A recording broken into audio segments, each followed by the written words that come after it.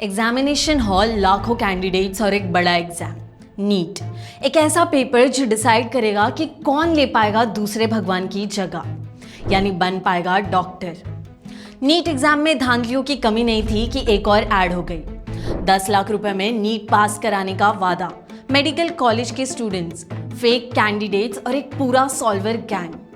बिहार के लखीसराय में NEET UG 2026 के री एग्जाम के दौरान एक ऐसा खुलासा हुआ जिसने पूरे एग्जाम सिस्टम पर सवाल खड़े कर दिए हैं। पुलिस ने एक ऐसे गैंग का भांडाफोड़ किया जो कथित तौर पर असली कैंडिडेट्स की जगह ट्रेन्ड सॉल्वर्स या फेक कैंडिडेट्स को एग्जाम हॉल में बिठाकर उनसे पेपर दिलवा रहा था।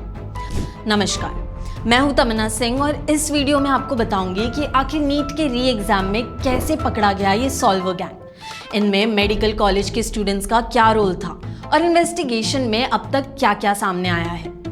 हाल ही में नीट यूजी 2026 को लेकर विवादों के बाद री एग्जाम कंडक्ट कराया गया था। इस री एग्जाम में देश भर से 22 लाख से ज्यादा स्टूडेंट शामिल हुए, लेकिन बिहार के लखीसराय डिस्ट्रिक्ट में एग्जाम के दौरान पुलिस को इनपुट मिला कि कुछ लोग बायोमेट्रिक वेरिफिकेशन प्रोसेस को बाईपास, यानी बायोमेट्रिक जांच प्रक्रिया को चकमा देकर या उसे पार करके एग्जाम सेंटर्स में एंट्री कर रहे थे और असली कैंडिडेट्स की जगह एग्जाम दे रहे थे। जानकारी मिलते ही पुलिस ने जांच शुरू की और कई एग्जाम सेंटर्स पर रेड की। सबसे बड़ी कार्रवाई केंद्रीय विद्यालय एग्जाम सेंटर पर हुई, जहां से 7 लोगों को गिरफ्तार किया गया। इसके अलावा KRK हाई स्कूल और हसनपुर उच्च विद्यालय से भी एक एक आरोपी पकड़ा गया। जब तक पुलिस ने इनसे पूछताछ की तो मामला और बड़ा निकलकर सामने आया। इन्वेस्टिगेशन में पता चला कि गिरफ्तार किए गए लोग कथित तौर पर एक सॉल्वर गैंग का हिस्सा थे।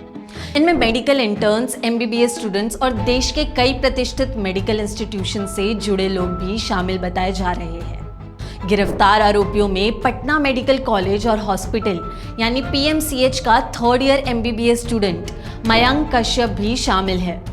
पुलिस के मुताबिक इस पूरे खेल में एक कैंडिडेट से लगभग 10 लाख रुपए तक की डील की जाती थी, यानी अगर कोई स्टूडेंट खुद एग्जाम देने की जगह किसी और से पेपर दिलवाना चाहता था तो उसके लिए लाखों रुपए लिए जाते थे। पूछताछ के दौरान ये भी सामने आया कि एग्जाम देने वाले सॉल्वर्स को एडवांस के तौर पर 50,000 से 70,000 रुपए तक दिए जाते थे।